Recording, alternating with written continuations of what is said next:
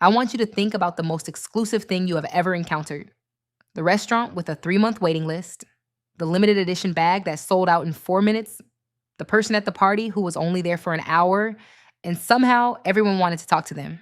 What did all of those things have in common? They were not available to everyone. Their time and presence had a limit. And that limit, that scarcity, made them more desirable than anything unlimited ever could be. Now, I want you to think about how you move through your life. Are you the restaurant with a 3-month waiting list? Or are you the place that's always open, always has a table, always available no matter what time you show up? Because here's the psychological truth that most women were never taught: availability kills desire. And exclusivity, real exclusivity, not performed, not strategic game playing, but genuine lived exclusivity, is the most magnetic energy a woman can carry. Before anything else, I need to clear up a massive misconception.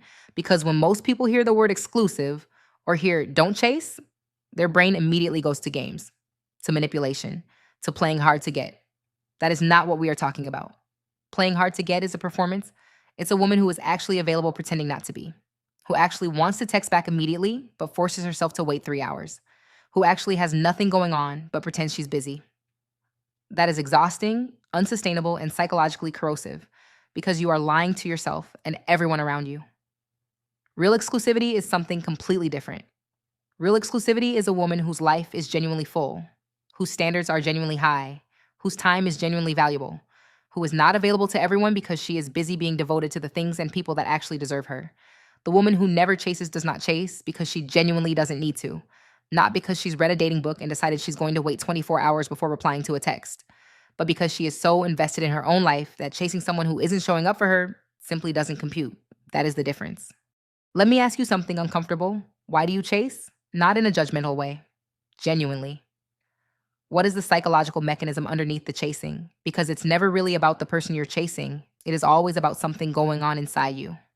Chasing is almost always rooted in one of three things. The first is anxious attachment.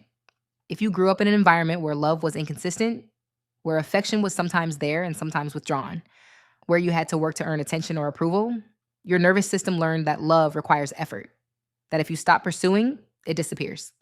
That stillness is dangerous. So as an adult, when someone pulls back even slightly, your system goes into alarm. And the only thing that quiets the alarm is chasing, is doing something, is making contact, making plans, making yourself more available, more appealing, more necessary. This isn't weakness. This is a nervous system response. But it is one that will keep you in a cycle of chasing people who are not choosing you, because your system specifically reads inconsistency as love. The second is scarcity mindset. A deep, often unconscious belief that this person, this opportunity, this relationship is rare. That if you don't hold on tight, you will end up alone. That your options are more limited than other women's options. That you are lucky to be wanted at all. When you believe you are scarce, you act desperate. When you act desperate, you repel the very thing you're trying to hold on to. And then the loss confirms the original belief. I knew this would happen. I'm not enough.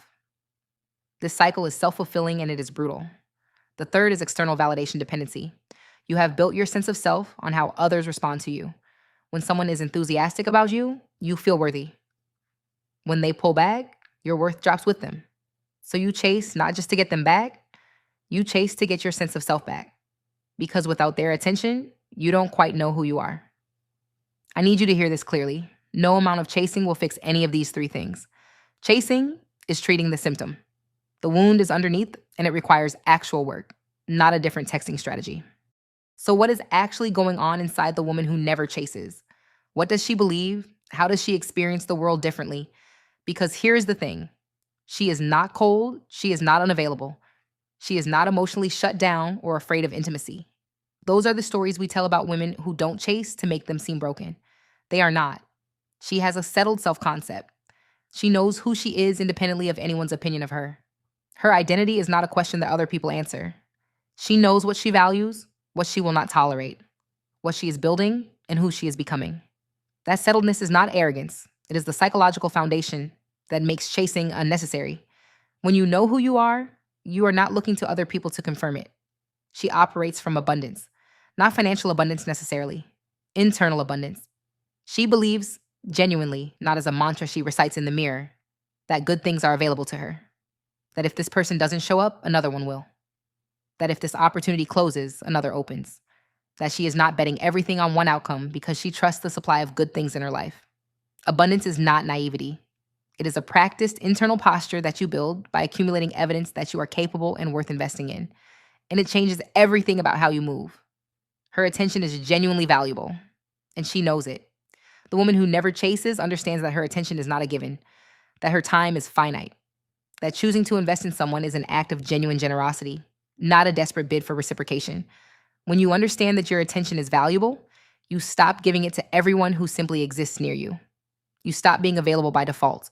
You start being selective by design. And people feel that selectivity. They feel when your attention is something that has to be earned rather than something that can be assumed. She is the main character of her own story. This sounds simple, but it is profound. Most women who chase have unconsciously cast themselves as supporting characters in someone else's narrative. They are orbiting another person's life, waiting to be chosen, waiting to be included, waiting to be made a priority. The woman who never chases is not waiting. She is moving. She has her own story, her own direction, her own goals that are so compelling to her that she doesn't have the psychic bandwidth to follow someone around hoping they'll notice her. She's too busy building something, and ironically, inevitably, that movement is exactly what makes people want to follow her. Let's make this concrete. Because theory is one thing, but you need to know what this actually looks like in the day-to-day. 1. She responds when it suits her. Not immediately, not strategically, but when she has the bandwidth. She is not sitting on her phone waiting for messages. She has things going on. When she sees it, she responds. She does not perform busyness by waiting a calculated number of hours, but she also does not drop everything to reply the second a notification comes in. Her attention flows to where she actually is, which is usually her own life. 2. She does not chase plans. If someone cancels twice, she stops offering, not dramatically, not with a speech about what she will and will not accept. She simply stops extending the invitation. Her time is not a resource that gets wasted on people who repeatedly demonstrate that they don't value it. 3.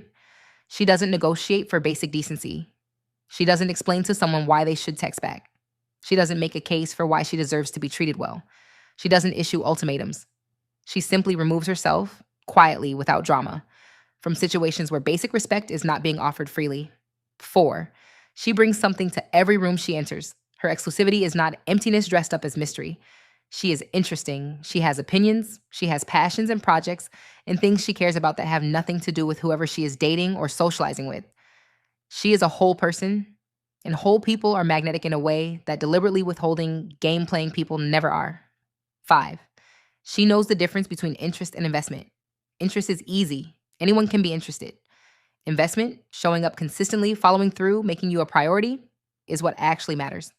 The woman who never chases does not spend her energy on people who are merely interested. She waits for investment. And she is not afraid of the waiting because she is not sitting still during it. This is the part most videos skip because it's harder than giving you a list of rules to follow. But rules without identity change are just another performance. So here is the real work. Step 1. Fill your life until there is no room for chasing. You cannot chase if you are genuinely occupied, not fake occupied. Genuinely building something, pursuing something, learning something, investing in relationships that are reciprocal. The fullness of your life is the foundation of your exclusivity. If your life is empty and you're trying not to chase, you're white-knuckling it. Fill the life first. Step 2. Address the wound underneath the chasing. If you have anxious attachment, if you have a scarcity mindset, if your self-worth is externally dependent, those things do not resolve themselves because you decided to be exclusive. They require actual attention, therapy, self-inquiry, journaling, understanding your childhood relational patterns. This is the unsexy work that makes everything else possible. Step 3, practice receiving. The woman who never chases is also a woman who knows how to receive. Attention, care, investment, pursuit. Many women have as much trouble receiving as they do letting go. They deflect compliments. They make themselves smaller when someone shows up big for them. They self-sabotage when things feel too good. Receiving well is the other side of the exclusivity coin. Practice it. Step 4, build your self-concept deliberately. Every day through your choices, what you say yes to, what you say no to, how you spend your time, what you tolerate, and what you don't. You are building a story about who you are. Build it on purpose. Choose the version of yourself that doesn't chase. Choose her over and over until she is simply who you are. Before you go, here are the questions I want you to sit with. Where in your life are you chasing? And what are you actually chasing? Is it the person? Or is it the feeling of being chosen? Is it the relationship? Or is it confirmation that you are worth wanting? What would you have to believe about yourself to genuinely stop chasing, not as a strategy, as a settled truth? And what would your life look like if you took all the energy you have spent chasing people who weren't running towards you and redirected every bit of it into yourself?